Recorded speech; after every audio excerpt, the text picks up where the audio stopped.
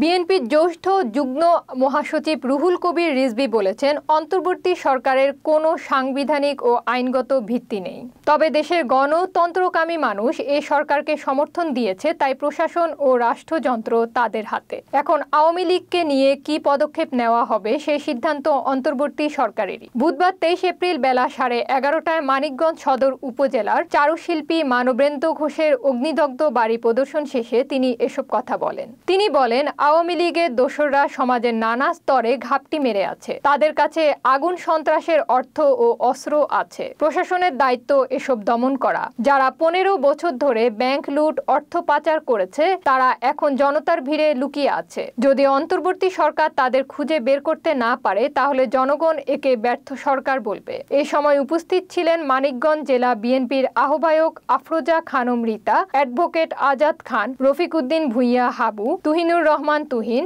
মাসুদ পারভেজ, জিন্না খান, আব্দুল্লাহ খান শুভ, সিরাজুল ইসলাম খান সজীব প্রমুখ।